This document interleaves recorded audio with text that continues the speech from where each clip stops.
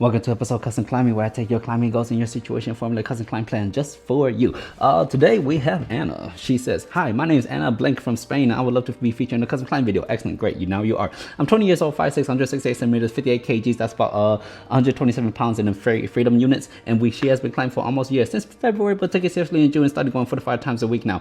And she's done other sports to give her discipline, like speed skating, and she quit because she had to move. Sad. Whimper. Now, she could do one pull-up. She does it kind of with a lot of force. She can do 4 push-ups, and she can then hang for a minute 30 seconds, I think, and she can hang off 20mm edge for 7 seconds.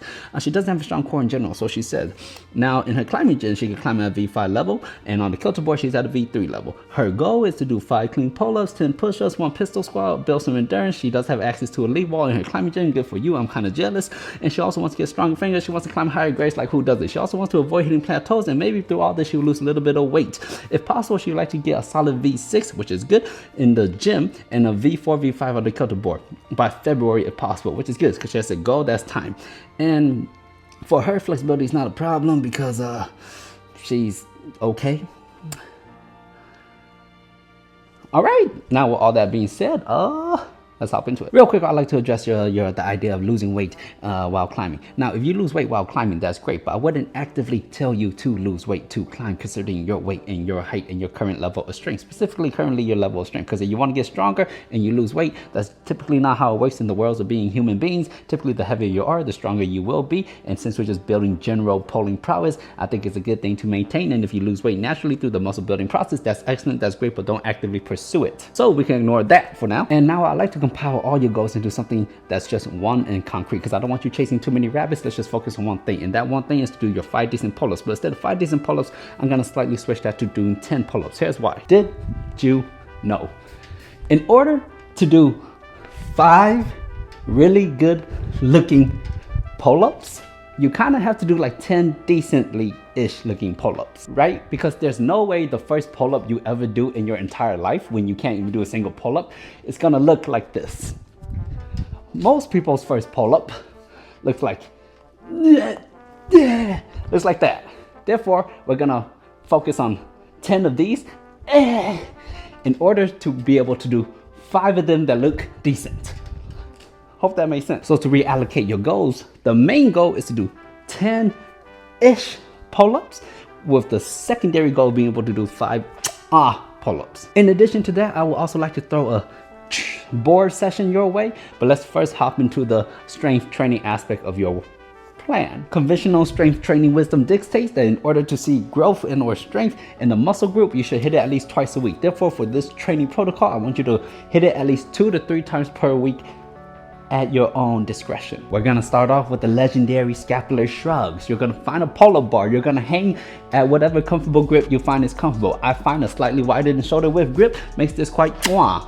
From here, you're gonna shrug up, down, up, down. Notice how when I'm shrugging, my elbows might bend a little bit, and that's totally okay. For a side perspective, I want you to shrug up, and when you shrug up, I want you to push your chest towards the ceiling, like so. Straight body, chest to the sky, straight body, chest to the sky. And all we're doing there is preparing you to start doing actual pull-ups like that. But we're just working on the bottom portion of it, like so. And you're gonna do 5 to the best of your capabilities. After that, you're gonna superset it with pull-up negatives. When you go down, I want you to focus on it being about 2 to 3 seconds, give or take. Just pretend I have a chair, right? And after those 2 or 3 seconds up, you're gonna hop back on, use the chair, down for 2 to 3 seconds, nice and control. Now, if at any point in time during this, you feel your arms are gonna give out, just let go. It's not worth trying to catch yourself like that and hurting your shoulders. You're gonna do 5 of those. And then you're gonna superset that with just a particularly rather basic 5 modified push-ups. You're on your knees, hands are right below your shoulders. When you go down, your elbows go backwards. The bottom of your sternum or bottom of your chest makes contact with the floor. When you come up, your elbows are fully straightened out and locked out, and they are nice and squeezed through the triceps. Down, up, down, up, you got 5 of those bad boys. You're gonna do 3 sets in totals of those shenanigans with a rest of approximately 3 to 5 minutes per set. Let's move on. Now this next portion of the workout is about building some static strength. Static strength is just the ability to flex and hold a muscle indefinitely. So you're gonna go to the pull bar. Using your imaginary chair or your real chair, whichever you prefer, you're gonna step on it and you're gonna pull up into a 90-degree lock off. Feel free to start in a higher position, it might feel easier, but ideally we want you like this. And we want you like this for 8 seconds. Afterwards, lower yourself down with control and then superset it with a 90-degree plank hold position type thing like this. And you're gonna hold this for 8 seconds. Once you're done those 2 exercises, you're gonna rest 2 to 3 minutes and you're gonna repeat all that shenanigan 3 times. Now you do have access to a Kilter board, and because you have access to a Kilter board, we're gonna utilize it very, very well.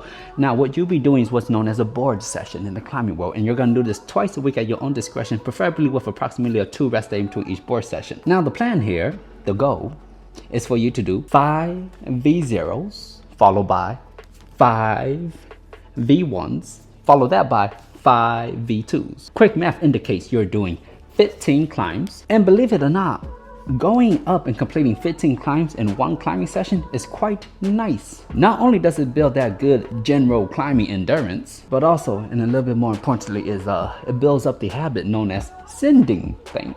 And the more you get used to accomplishing climbs,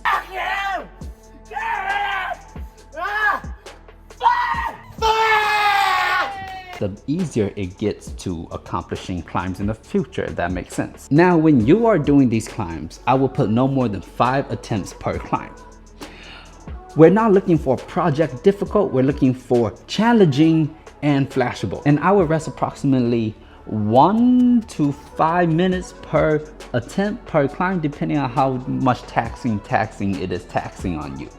The only rule here is that you can't repeat climbs that you have done before. Now, once you are done your board session, feel free to go do whatever shenanigans you like. And if you're unable to complete your board session, you should feel sad, feel bad, remorse, and then go do whatever you like. Now, my big hopes and dream for you is that after about 3 to 4 weeks, your pull-up strength would have shot up to doing 5 pull-ups of decentness. You will be able to do 10 push-ups, relatively nice, and climbing V2 on the Kilter board would have gotten really boring, if not monotonous for you. And it is at which in this point in time that you would upgrade your training program. Good luck, best of luck. There's no such thing as luck, only your actions dictate the end product. Thanks for watching, and I'll see you next time, partner.